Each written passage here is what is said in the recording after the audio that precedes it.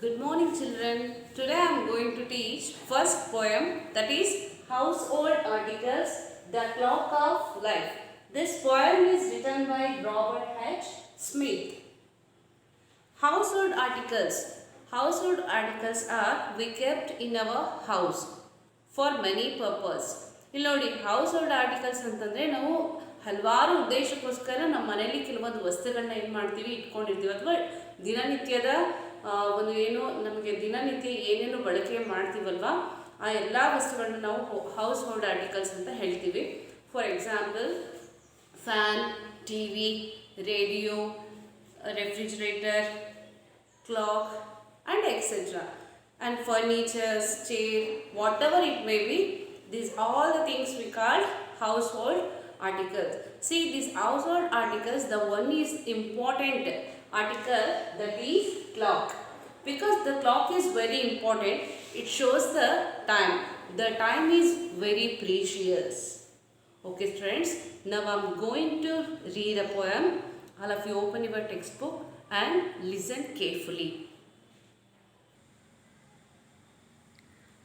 Household articles. The Clock of Life. Robert H. Smith. The clock of life is owned but once, and no man has the power to tell just when the hands will stop at later early hour. To lose one's wealth is sad indeed. To lose one's health is more. To lose one's soul is such a loss that no man can restore. Today only is our own. So live, love and toil with a will, for the clock may soon be still. Okay students, ಅರ್ಥ ಆಯ್ತಲ್ಲ? ನೀವು you should also daily practise at your home.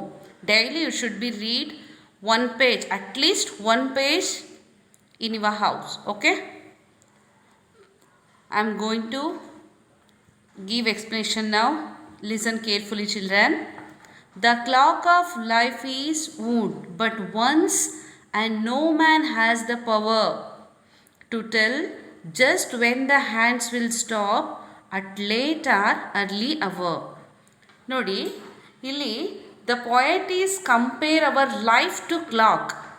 ಇಲ್ಲಿ poet ಏನು ಮಾಡಿದ್ದಾರೆ, ಈ ಪೊಯಮಿಂದ theme ಏನು ಅಂತಂದರೆ, ಇಲ್ಲಿ ಈ ಪೊಯೆಟ್ ಏನು ಮಾಡಿದ್ದಾರೆ, ಈ ಕ್ಲಾಕನ್ನು ನಮ್ಮ ಲೈಫ್ ಜೀವನಕ್ಕೆ ಏನು ಮಾಡ್ತಿದ್ದಾರೆ, ಕಂಪೇರ್ ಮಾಡ್ತಿದ್ದಾರೆ. The clock of life is would but once. ಒಂದು ಸಲ ಈ ನಮ್ಮ ಜೀವನ ಅನ್ನೋ ಈ ಕ್ಲಾಕ್ನ ಇಲ್ಲಿ ಜೀವನಕ್ಕೆ ಏನು ಮಾಡ್ತಿದ್ದಾರೆ, ಹೋಲಿಕೆ ಮಾಡ್ತಿದ್ದಾರೆ.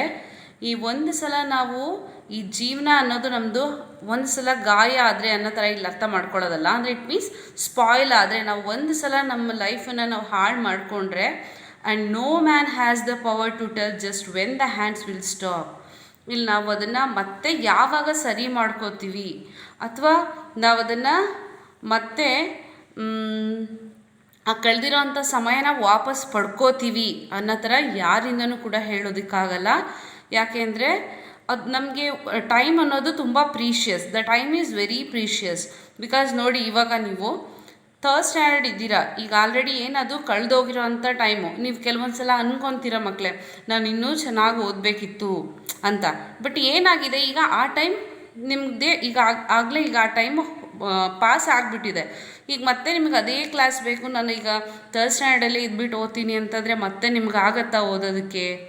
ಇಲ್ಲ. ಸೊ ಏನು ಅದಕ್ಕೆ ಹೇಳೋದು, ಇಲ್ಲಿ ಪ್ರೆಸೆಂಟ್ ಟೈಮಲ್ಲಿ ನಾವು ಟೈಮ್ನ ಯಾವುದೇ ರೀತಿ ಹಾಳು ಮಾಡ್ಕೋಬಾರ್ದು. ಏನು ಮಾಡ್ಕೋಬೇಕು, ಆ ಟೈಮ್ನ ಯುಟಿಲೈಸ್ ಮಾಡ್ಕೋಬೇಕು. ಸೊ ಅದಕ್ಕೆ ಇಲ್ಲಿ ಒಂದು ಸಲ ಆ ಥರ ಟೈಮ್ನ ನಾವು ಏನಾದರೂ ಸ್ಪಾಯ್ಲ್ ಮಾಡ್ಕೊಂಡ್ರೆ, ಅದನ್ನು ಮತ್ತೆ ನಾವು ಯಾವಾಗ ಅದೇ ಥರದ ಟೈಮ್ನ ನಾವು ಪಡ್ಕೊಳ್ಳೋಕ್ಕೆ ಸಾಧ್ಯ ಇಲ್ಲ. ಅದು ಸ್ಟಾಪ್ ಆಗಿಬಿಡ್ಬೋದು, ಸ್ಟಾಪ್ ಆಗುತ್ತೆ at late or early hour.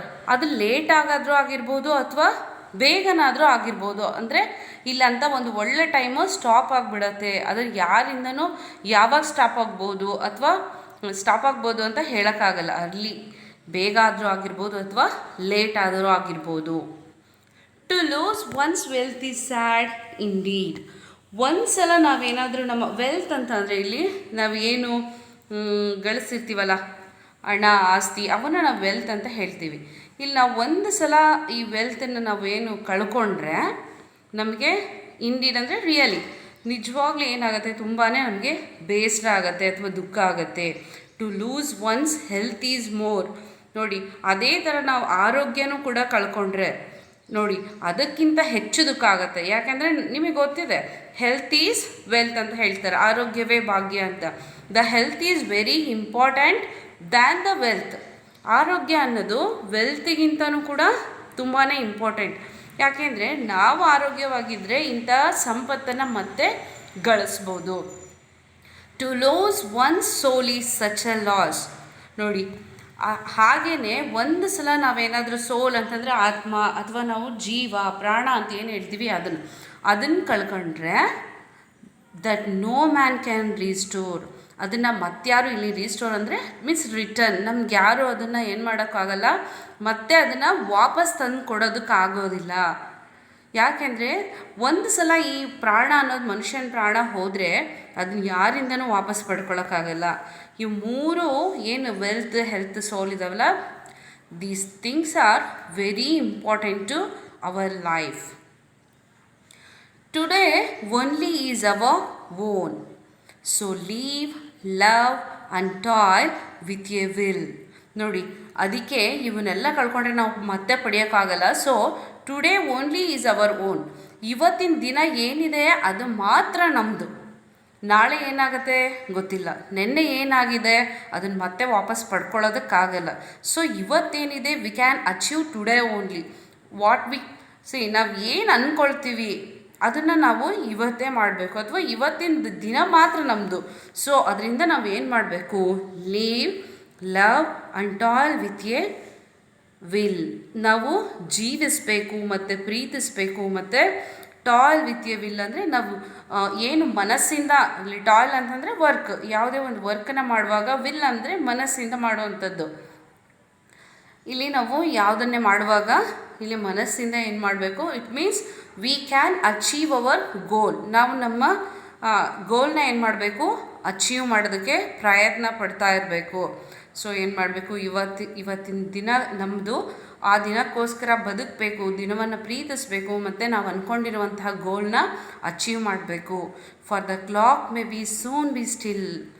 Because ಯಾಕೆ ಅಂತಂದರೆ ಈ ಜೀವನ ಅನ್ನೋ ಗಡಿಯಾರ ಯಾವತ್ತು ಬೇಕಾದರೂ ನಿಲ್ಬೋದು. ಅದಕ್ಕೋಸ್ಕರ ನಾವೇನು ಮಾಡಬೇಕು, ಈ ಜೀವನವನ್ನು ಒಂದು ಏನು ನಾವು ಅಂದ್ಕೊಂಡಿರೋಂತಹ ಗುರಿನ ಸಾಧಿಸಿ ತೋರಿಸ್ಬೇಕು ಅನ್ನೋದು ಈ ಒಂದು ಪೊಯಮ್ನ ಉದ್ದೇಶ, ಅಥವಾ ಈ ಪೊಯಟ್ ಏನು ಅನ್ಕೋತಾರೆ ಅವರ ಒಂದು ಆಶಯ ಅಂತಲೇ ಹೇಳ್ಬೋದು. ಅರ್ಥ ಆಯ್ತಲ್ವಾ ಮಕ್ಕಳೇ? Turn the page. New words ನೋಡಿ, ನ್ಯೂ ವರ್ಡ್ಸ್ ಕೊಟ್ಟಿದ್ದಾರೆ. ಒಂದ್ಸಲ ಓದ್ತೀನಿ, ಕೇಳಿಸ್ಕೊಳ್ಳಿ. Wind, make a clock work by turning a key or handle. Toy work. Restore, repair, bring back. Okay, ಇಲ್ಲಿ ನೋಡಿ ಎ ಕೊಟ್ಟಿದ್ದಾರೆ. Teacher will say these words, listen and repeat ಅಂತ. Read aloud. ನೀವೇನು ಮಾಡಬೇಕು, ಇದನ್ನು ನೀವು ಒಂದ್ಸಲ ನಾನು ಇಲ್ಲಿ ಹೇಳಿರ್ತೀನಿ ಮಕ್ಕಳೇ, you should practise at your home. Okay.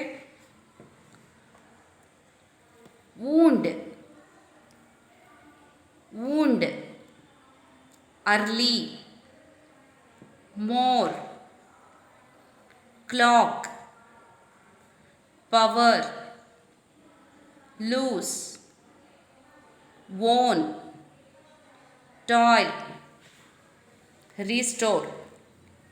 Okay, next nodi, read the following sentences. Say whether they are true or false by tricking yes or no. Then give a short answer for each of them.